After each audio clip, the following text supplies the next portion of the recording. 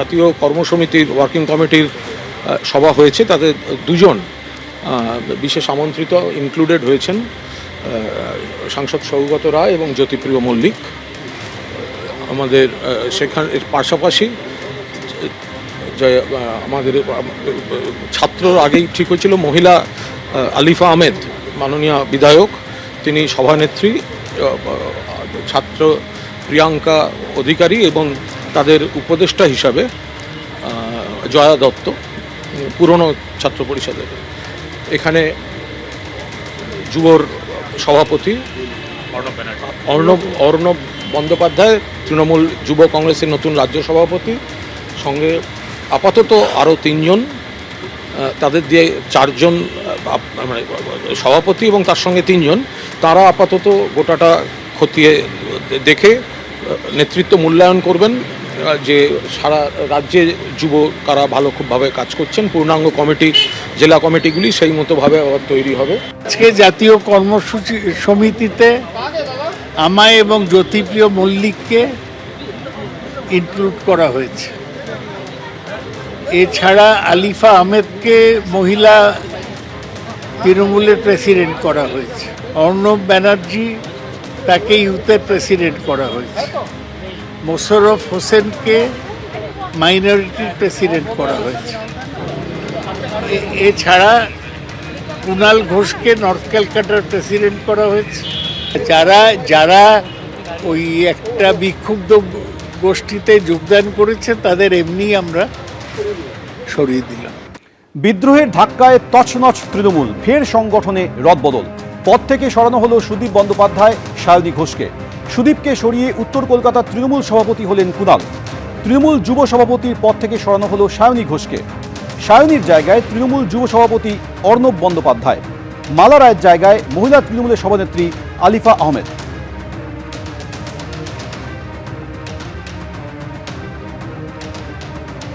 ফের সংগঠনে রদবদল করা হয়েছে, পদ থেকে সরানো হয়েছে সুদীপ বন্দ্যোপাধ্যায় এবং সায়নী ঘোষকে।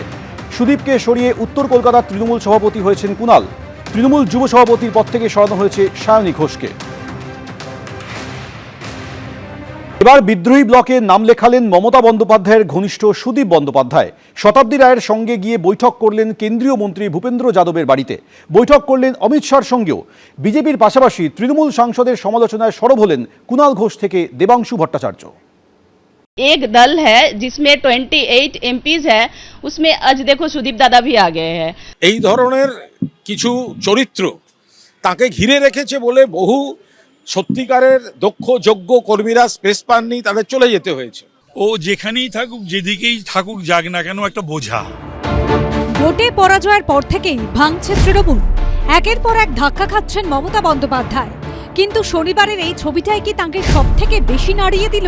কলকাতা থেকে দিল্লি হয়ে শতাব্দী রায়ের সঙ্গে গাড়িতে করে সোজা মোদী সরকারের হেভিওয়েট মন্ত্রী ভূপেন্দ্র যাদবের বাড়িতে পৌঁছে গেলেন সুদীপ বন্দ্যোপাধ্যায়। সই করলেন তৃণমূলের বিদ্রোহী সাংসদদের তালিকায়। তারপর দেখা করলেন কেন্দ্রীয় স্বরাষ্ট্রমন্ত্রী অমিত শাহের সঙ্গে। মমতা বন্দ্যোপাধ্যায়ের বহু যুগের সাক্ষী, বহু ওঠাপড়ার সাক্ষী মমতা বন্দ্যোপাধ্যায়ের ঘনিষ্ঠ বৃত্তের অন্যতম সদস্য সুদীপ বন্দ্যোপাধ্যায় এখন মমতা বন্দ্যোপাধ্যায়ের বিরুদ্ধ গোষ্ঠীর অন্যতম প্রধান মুখ। এই যে তাপস রায়কে চলে যেতে হলো, কেন যেতে হয়েছে? তাপস রায়ের মতো একটা দক্ষ নেতা। এই সুদীপ বন্দ্যোপাধ্যায় হোয়াটসঅ্যাপ করে করে কেঁদে কেঁদে বলেছেন, মমতা আমাকে উত্তর কলকাতার সভাপতি আবার করে দাও।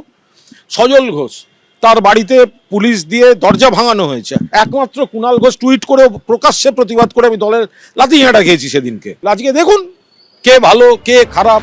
তাপস রায় তৃণমূল ছেড়ে বিজেপিতে যাওয়ার অন্যতম প্রধান কারণ ছিলেন সুদীপ বন্দ্যোপাধ্যায়। সেই তাপস রায় এখন শিল্পমন্ত্রী।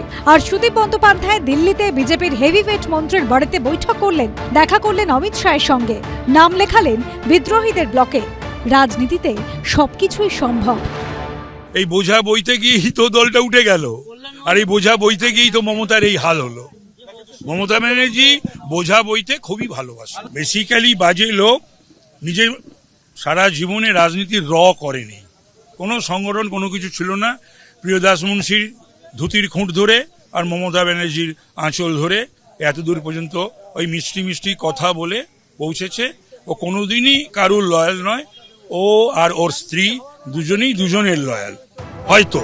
কি তৃণমূল কি বিজেপি, চারদিক থেকে সুদীপ বন্দ্যোপাধ্যায়ের দিকে ধেয়ে আসছে কটাক্ষ।